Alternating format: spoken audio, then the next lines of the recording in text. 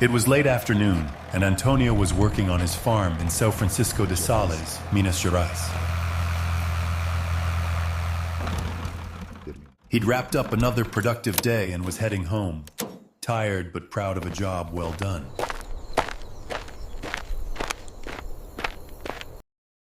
It was party night at the Vilas Boas household, and everyone was pumped for dinner.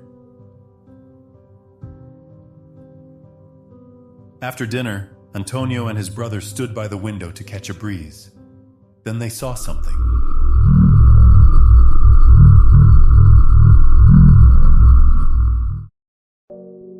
Totally baffled, they tried to make sense of it, any explanation to calm their nerves. All they could come up with were those ghost stories floating around the neighborhood. Antonio tried to sleep, but it haunted him.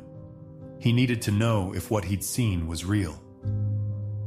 He went back to the window. His mistake was forgetting that when you stare too long into the abyss stares back.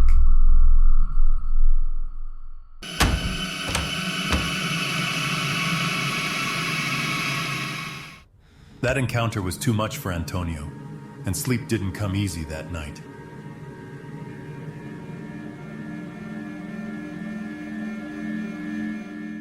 But morning came, and there he was in the dead of night working again, when he spotted something in the sky.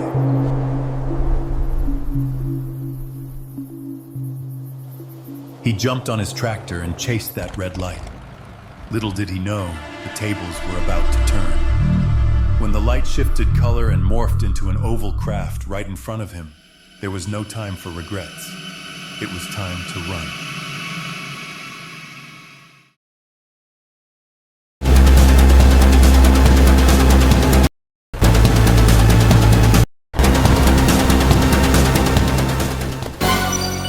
His escape didn't last long, and when they caught him, they dragged him inside.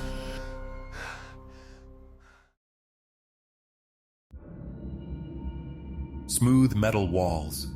He was led into what looked like a medical exam room. They stripped him, ran tests, drew blood painlessly, and slicked him with a cold, gooey gel. Little did he know this was just the beginning of the terror.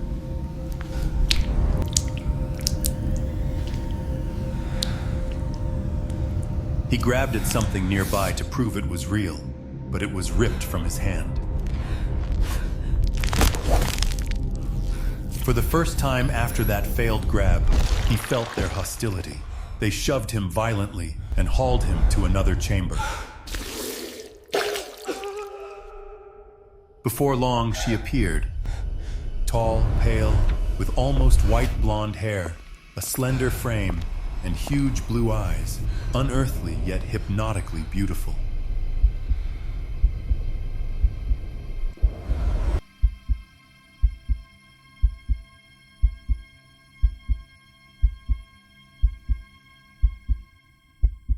After giving in to the strange pleasure, Antonio watched her gesture.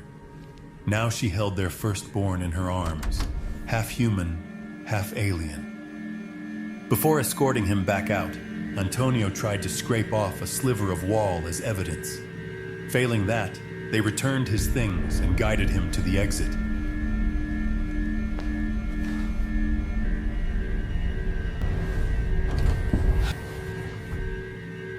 Once back on solid ground, he only had time to lift his head and watch the craft fade away.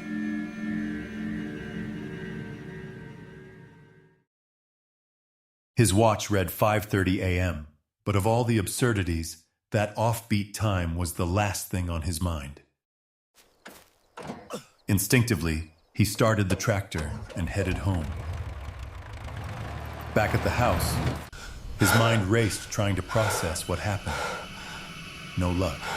In the days that followed, he battled sleepless nights and nausea, with strange cuts that wouldn't heal, proof that something inside him had changed forever. He jotted every detail in a notebook, but only dared to share his story in 1962, and it didn't surface publicly until 1966. Antonio passed away in 1991 without seeking fame.